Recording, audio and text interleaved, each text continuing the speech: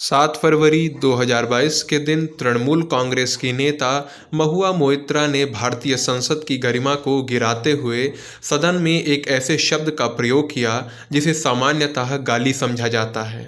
उन्होंने एक सांसद को हरामी कहकर संबोधित किया। ये वीडियो देखिए आप। A person who has to fulfill these, and if you consider this after 10 years also, there are a lot of these issues. If you consider after 10 years. Mahua Moitra पश्चिम बंगाल के नदिया जिले की कृष्णानगर लोकसभा सीट से टीएमसी की सांसद हैं। उन्होंने ये गाली भाजपा के दिल्ली से सांसद रमेश बिधूड़ी को दी है। जब टीडीपी के सांसद राम मनोहर नायडू लोकसभा में बोल रहे थे, उसी समय महुआ उठीं और उन्होंने एक संसद सदस्य के लिए ऐसे अपमानजनक शब्द का प्रयोग किया। बाद में जब पत्रकारों ने उनसे ये पूछा कि इस पूरे विषय पर उनका क्या कहना है, तो उन्होंने कोई दुख या पछतावा व्यक्त करने के स्थान पर अपना बचाव किया। उन्होंने कहा, सेब है तो सेब ही कहेंगे, उसे संतरा नहीं कहेंगे। साथ ही उन्होंने कहा कि उन्हें परेशान किया गया। जब वो बोल रही थी तो उनके बीच में टोका गया। मित्रों, संसद में बीच में बोलना, नारेबाजी करना, शोरगुल होना ये कोई नई बात नहीं है। यहाँ तक कि प्रधानमंत्री जब बोलते हैं तो उनके बीच में भी लोग बोल देते हैं, उन्हें भी ठीक से भाषण नहीं करने दिया जाता है। न जाने कितनी बार संसद की कार्रवाई भी रोकी गई है कुछ समय के लिए जब शोरगुल होता है। लेकिन इसका अर्थ ये नहीं है कि सांसद आपस में एक दूसरे को गालियां देने लगेंगे। अगर इस तरह से सभी सांसद गालियां देने लगे तो पूरी संसद में केवल अपशब्द ही गूंजते दिखाई देंगे। वैसे महुआ मोइत्रा ने ऐसा काम पहली बार नहीं किया है।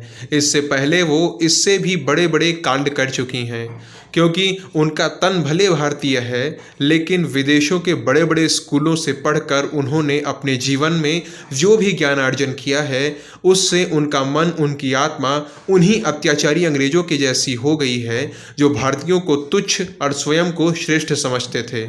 जुलाई 2019 की बात है जब इस महिला ने पुलवामा में आतंकी हमला करके हमारे 40 वीर सैनिकों का रक्त बहाने वाले जिहादी आतंकी को 20-22 साल का लड़का कहकर संबोधित किया था।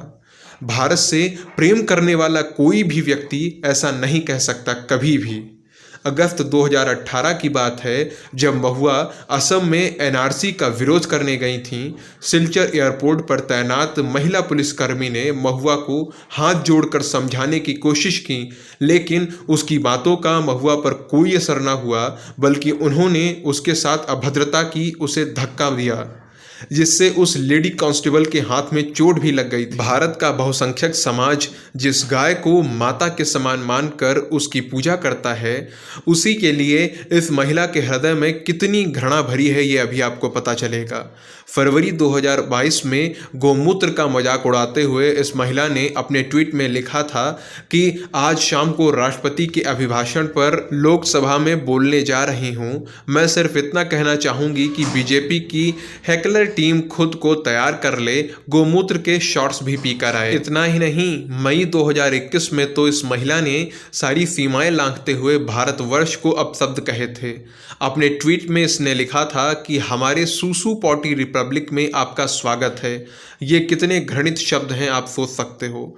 उसने आगे लिखा था, गोमूत्र पियो, गोबर छिड़को और शौचालय में कानून के शासन को फ्लैश करो। इस महिला ने एक बार भारत के बहुसंख्यक समाज की आस्था को अपमानित करते हुए माता काली का अपमान किया था, उनके लिए अपमानजनक शब्दों का प्रयोग किया था। उसी तरह भारत के अल्पसंख्यक समुदाय यानी जैन धर्म, उनकी भी भावनाओं को आहत करने का कार्य कर चुकी है ये महिला। इसने जैन धर्म के युवाओं को मांसाहार से जोड़ने का महापाप किया था। मुझे लज्जा आती है ये देखकर कि इसके जैसी मानसिकता के लोग हमारे लोकतंत्र के मंदिर में बैठते हैं, कानून निर्माण की प्रक्रिया में हिस्सा लेते हैं। कृष्णानगर लोकसभा सीट के वोटर्स को एक बार विचार करना चाहिए कि उन्होंने अपने प्रतिनिधि के रूप में इस घृणित मानसिकता की महिला को चुनकर कितनी बड़ी भूल कर दी है, और उन्हें जब भी अवसर मिले तो वो इस भूल को सुधार लें। अन्यथा इस महिला के कारण, जो कि उस क्षेत्र की प्रतिनिधि है, वहाँ के लोगों की भी छवि पूरे देश में खराब हो रही है।